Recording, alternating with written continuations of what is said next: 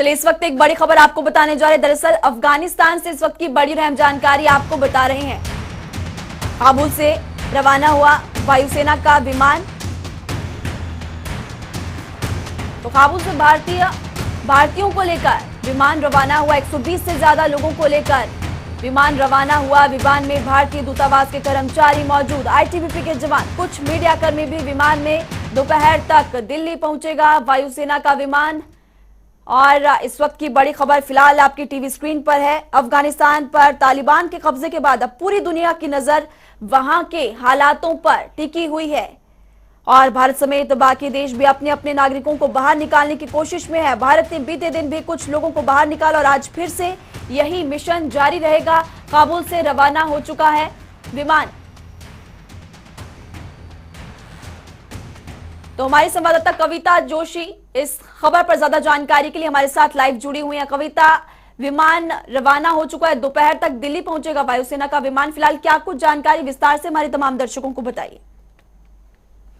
देखिए, ये जो अफगानिस्तान पे तालिबान का कब्जा हुआ है उसके बाद भारत की ये कोशिश है प्राथमिकता के आधार पर कि वो काबुल में जो भारतीय दूतावास है वहां पर जो डिप्लोमेट्स हैं, हमारे एम्बेसडर हैं, बाकी ऑफिशियल्स हैं और जो हमारे आम नागरिक वहां फंसे हुए हैं और जो अफगानी हैं जो भारत आना चाहते हैं, उन सभी को जो है प्राथमिकता के आधार पर सुरक्षित वहां से निकाला जाए। तो इसी कवायद में, क्योंकि अफगानिस्तान का जो एयर स्पेस है वो फिलहाल कमर्शियल फ्लाइट्स के लिए बंद किया हुआ है कल से, तो वायुसेना के जो सैन्य विमान है उनके जरिए जो है लोगों को वापस लेके आया जा रहा है भारत। इसी कड़ी में जो है वायुसेना का जो C-17 बड़ा परिवहन विमान है उसके जरिए ये कहा जा रहा है कि 130 से ज्यादा जो हमारे ऑफिशियल्स हैं उसमें आईटीबीपी के लोग भी हैं, कुछ मीडिया कर्मी भी हैं और कुछ अफगानी नागरिक भी हैं जो इस चुनौतीपूर्ण हालात में अफगानिस्तान छोड़ना चाहते हैं।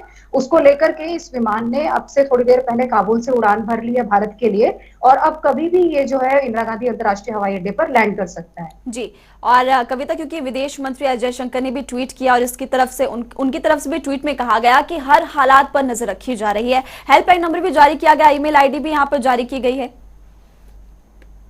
देखिए, सरकार की तरफ से अब हम कह सकते हैं कि युद्ध स्तर पर प्रयास शुरू हो गए हैं अफगानिस्तान में फंसे हुए अपने लोगों को निकालने के लिए, जिस तरह के हालात वहां पर हैं। इसी को देखते हुए विदेश मंत्रालय ने एक स्पेशल सेल भी बना दिया है, एक ईमेल आईडी भी क्रिएट किया गया, हेल्पलाइन नंबर भी जारी किया गया है और लगातार जो अफगानिस्तान में फंसे हुए लोग हैं इन सभी चीजों पर नजर रखने के लिए और लगातार अपडेट रहने के लिए उन्हें कहा गया है। दूसरी तरफ गृह मंत्रालय की तरफ से ई वीजा को लेकर के एक अलग से जो है उसकी समीक्षा की गई है ताकि जल्दी से जल्दी लोगों का जो वीजा है उसको क्लियर किया जाए और उनकी जो है भारत वापसी को सुनिश्चित किया जाए। वहीं दूसरी तरफ विदेश मंत्री ने यह भी बोल दिया है और जो विदेश मंत्रालय के प्रवक्ता है अरिंदम बागची, उनका भी एक ट्वीट सामने आया है इस पूरे घटनाक्रम पर।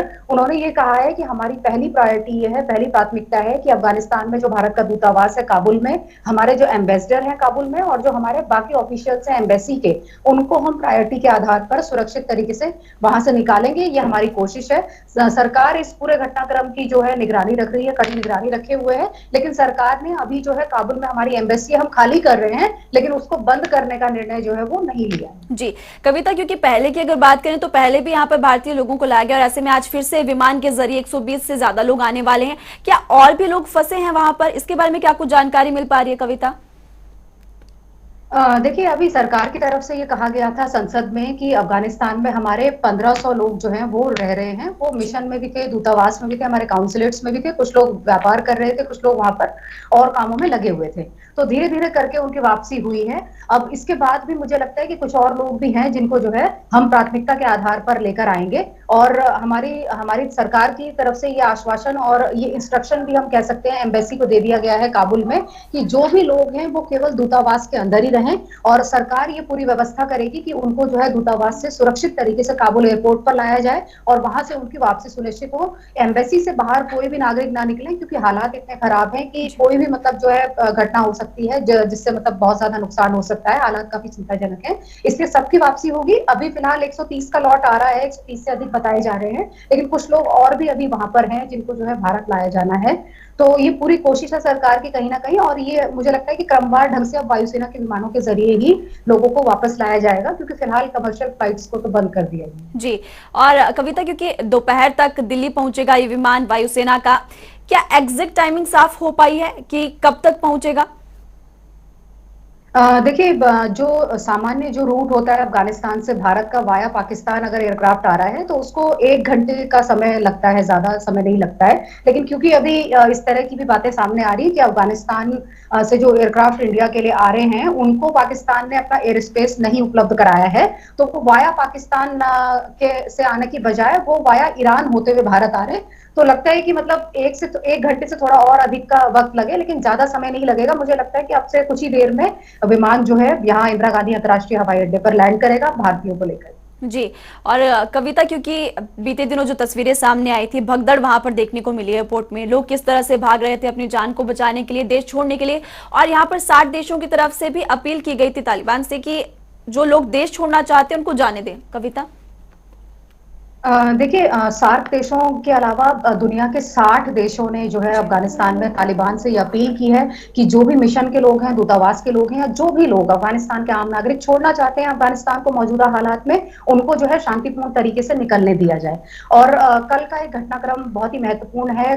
भारतीय समय अनुसार अमेरिका के राष्ट्रपति जो बाइडेन ने जो है अमेरिका में संबोधित किया नागरिकों को, तो जिस तरीके से विरोध पूरी दुनिया में, जिस तरह से अमेरिका ने यहाँ से विड्रॉ किया अपने ट्रूप्स को, उसके बाद जो हालात बने हैं उसे लेकर अमेरिका की किरकिरी हो रही है। खासतौर पर रूस जैसे जो बड़ी महाशक्तियां हैं वो अमेरिका का विरोध कर रहे हैं। लेकिन अमेरिका के जो राष्ट्रपति हैं उन्होंने एक तरीके से ये जो पूरा घटनाक्रम हुआ है इसके लिए अफगानिस्तान का जो राजनीतिक नेतृत्व था अशरफ गनी के नेतृत्व में, उनको जिम्मेदार ठहराया। और जो वहां की सेना थी, अफगान सेना, उन्होंने घुटने टेकी। उन्होंने कहा हमारी इसमें कोई जिम्मेदारी नहीं है, ये इन लोगों की वजह से इस तरह के हालात बने हैं, अमेरिका को तो जाना ही था।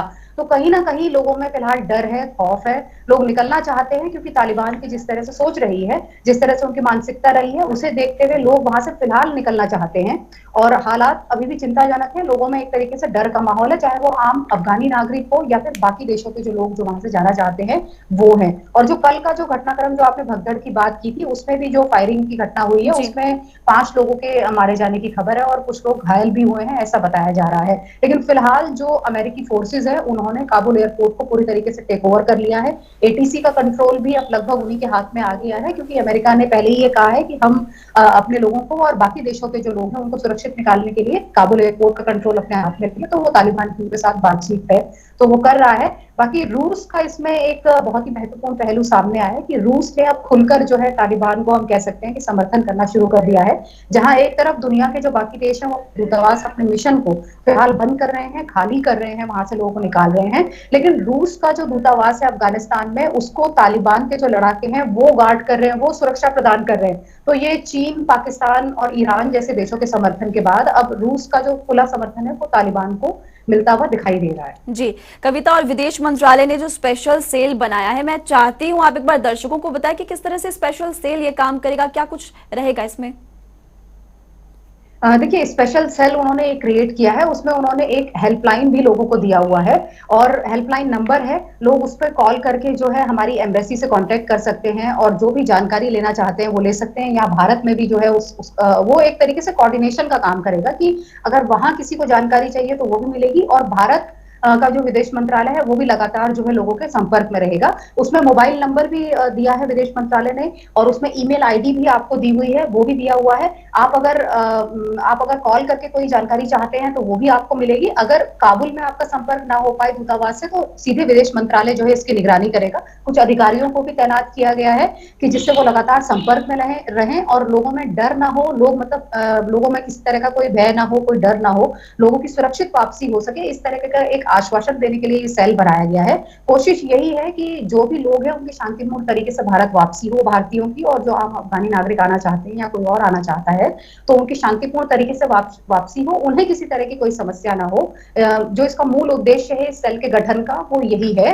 और दूसरी तरफ हमारी जो सरकार है, हमारा जो हाई लेवल पे नेतृत्व है, कल कैबिनेट सेक्रेटरी की अध्यक्षता में एक बैठक भी हुई थी जिसमें सरकार ने अपना वो जो प्लान है लोगों को निकालने का अफगानिस्तान से, उस पर विस्तार से चर्चा भी कर ली है, खाका ही बना लिया कि हमें क्या करना है। उसी के तहत जो है इस सेल का गठन किया गया है। और दूसरी तरफ गृह मंत्रालय ने भी जो है ई वीजा को एक तरीके से रिव्यू कर लिया है, इलेक्ट्रॉनिक वीजा। कोशिश ये है कि जल्दी से जल्दी ई वीजा दिए जाएं जो लोग आने के इच्छुक हैं।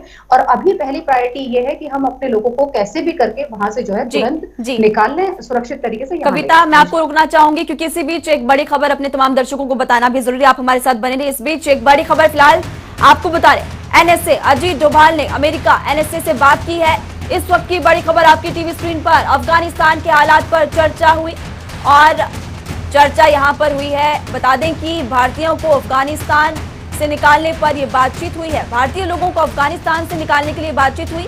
एनएसए अजित डोभाल ने अमेरिकी एनएसए से बातचीत की है। तो अफगानिस्तान के हालातों पर यह चर्चा हुई। भारतीय लोगों को वहां से निकालने को लेकर यह बातचीत हुई है, निकालने पर बात हुई है।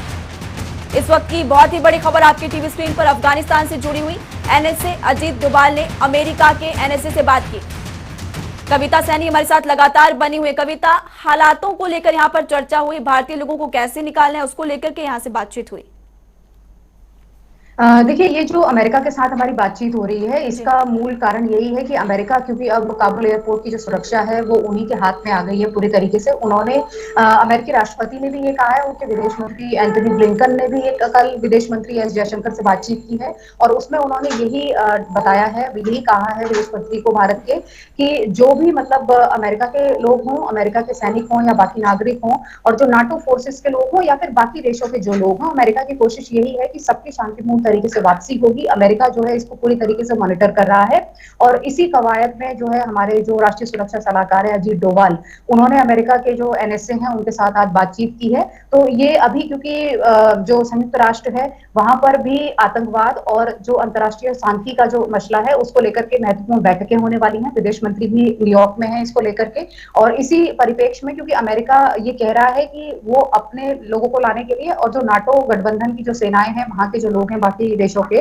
और बाकी जो और भी लोग फंसे हुए हैं, उनकी सुरक्षित वापसी को जो है वो काबुल एयरपोर्ट पर पुख्ता करेगा अमेरिका, और वो सभी लोगों की वापसी में जो है सहयोग करेगा। केवल अमेरिकी नागरिकों के लाने के लिए सहयोग की बात नहीं, अमेरिका ने ये कहा है कि वो काबुल एयरपोर्ट से बाकी लोग भी जो आ रहे हैं उनकी सेफ्टी सिक्योरिटी के लिए भी जो है अमेरिका पूरी तरीके से निगरानी है और पूरा सहयोग करेगा। जी हाँ, तो पूरी तरह से सहयोग यहाँ पर किया जा रहा है क्योंकि लोगों को वहां से वापस लाना है, लोग परेशान है। कविता, और क्योंकि पिछले दिनों जो तस्वीरें सामने आई थी जब इस तरह की घटना हुई, ये और इसी को लेकर के जब जनता वहां पर मौजूद है, अफगानिस्तान के लोग, तो उनको अपने मंत्रियों की जरूरत वहां पर थी, लेकिन जानकारी फिलहाल ये मिल पाई क्योंकि मंत्री भी वहां से छोड़ करके अपने देश को भाग गए। देखिए, सबसे पहले तो उनके राष्ट्रपति अशरफ गनी ने देश छोड़ा, उसके बाद फिर उपराष्ट्रपति की भी खबरें आई और उसके बाद फिर उनकी जो पूरी कैबिनेट है उनके पाकिस्तान भागने की खबर आई थी।